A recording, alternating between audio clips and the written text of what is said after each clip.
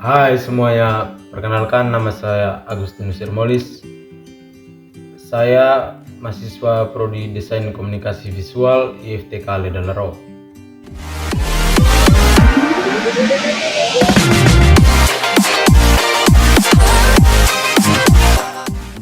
Apakah kalian menyadari bahwa dalam kehidupan sehari-hari kita selalu menjumpai banyak tanda, dan tanda-tanda itu mempunyai arti dan makna yang sudah dipahami oleh sesama kita.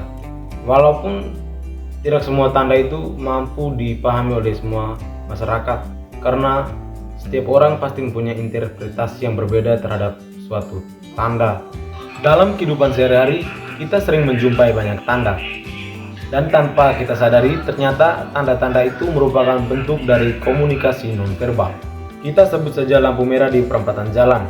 Dia memang tidak bisa berbicara denganmu secara verbal, tetapi dia bisa memberimu tanda bahwa ketika lampu merah menyala, kamu akan dengan langsung menghentikan kendaraanmu. Nah, tanda-tanda seperti itulah yang disebut dengan semiotika. Jadi dalam video ini saya akan memberikan penjelasan tentang apa sih semiotika itu dan siapa saja tokoh-tokoh yang mengembangkan teori tentang semiotika. Mari kita simak penjelasannya. Yang pertama, kita akan melihat tentang pengertian semiotika. Secara etimologis, semiotika berasal dari bahasa Yunani, yakni semion yang artinya tanda. Sementara itu, semiotika juga merupakan turunan dari kata bahasa Inggris yakni semiotik. Nama lain dari semiotika yaitu semiologi. Dan apabila dikaji secara terminologis, semiotika didefinisikan sebagai ilmu yang mempelajari tentang tanda. Dan tanda-tanda tersebut dianggap sebagai sesuatu yang mempunyai nilai tertentu.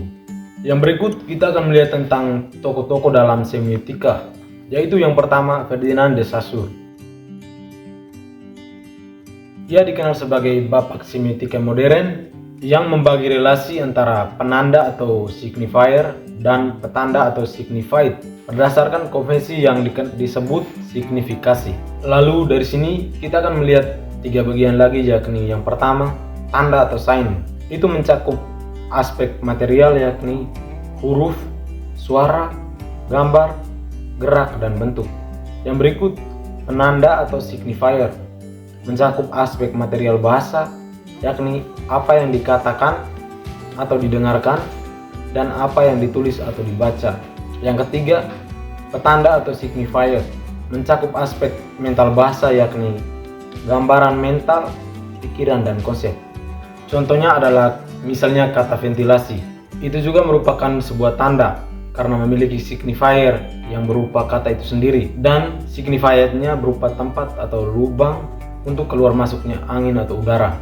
Adanya kesatuan antara kata dengan kenyataan itulah yang membuat ventilasi menjadi sebuah tanda atau sign.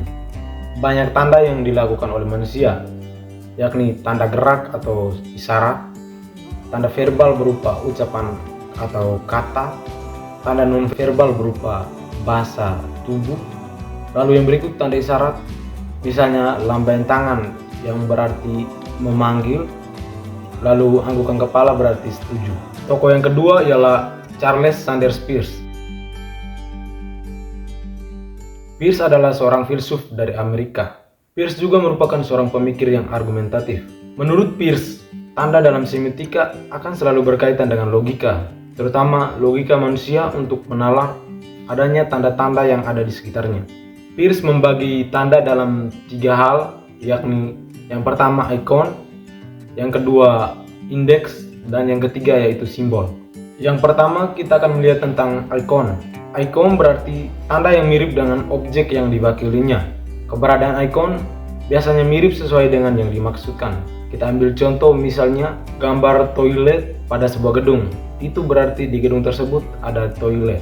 Yang kedua, indeks. Indeks berarti tanda yang memiliki sebab akibat dengan apa yang diwakilinya. Misalnya, pada stiker kardus terdapat gambar gelas pecah. Itu berarti jika paket tersebut dibanting, maka akan pecah seperti sama halnya dengan gelas tersebut. Kita ambil contoh lain.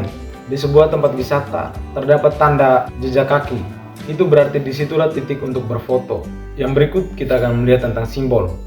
Simbol adalah tanda yang didasarkan pada konvensi, peraturan, atau perjanjian atas kebijakan bersama. Jadi seseorang akan mengetahui arti dari simbol dari sesuatu ketika memang sebelumnya dia sudah mengetahui kesepakatan bersama tersebut. Misalnya saja jari manis. Jari manis adalah jari yang selalu dikenakan cincin, baik itu dari pasangan atau dari orang tercinta, karena sudah mempunyai makna tersendiri yang tanpa kita sadari sudah atau kita telah menyepakati simbol dan arti dari hal tersebut. Kita ambil contoh lain, misalnya saja warna merah muda atau warna pink, itu sering diartikan sebagai cinta. Tokoh yang ketiga adalah Roland Barthes. Barthes juga merupakan salah satu tokoh besar dalam ilmu semiotika. Menurutnya, semiotika adalah ilmu yang mempelajari tentang bagaimana cara memaknai tanda, yang mana bahasa juga merupakan susunan atas tanda-tanda yang memiliki pesan-pesan tertentu dari masyarakat. Tanda berupa lagu, dialog, not musik, logo, gambar, mimik wajah, hingga gerak tubuh. Beliau mencetuskan model analisis tanda signifikasi menjadi 2 tahap, atau biasanya disebut dengan two order of signification. Kemudian membaginya menjadi denotasi dan konotasi. Dalam signifikasi tahap pertama, berupa hubungan antara petanda dan penanda dalam bentuk nyata alias denotasi, yakni makna asli yang dipahami oleh kebanyakan orang. Misalnya kata ayam memiliki makna denotasi sebagai unggas yang menghasilkan telur dan berkotek. Kemudian dalam signifikasi tahap kedua, terdapat konotasi yang menggambarkan hubungan ketika tanda tersebut bercampur dengan perasaan atau emosi. Meskipun denotasi dan konotasi itu sebenarnya berbeda, kebanyakan banyak orang yang belum terlalu memahami atau membedakannya. Oke, jadi sekian saja video dari saya mengenai penjelasan tentang apa itu semiotika dan tokoh-tokoh yang berperan dalam dunia semiotika. Saran saya, jika Anda ingin memperluas wawasan Anda tentang ilmu semiotika, Anda bisa membacanya dari buku yang mengenai ilmu semiotika atau tanda ini, guys. Semoga bermanfaat untuk kalian semua. Terima kasih.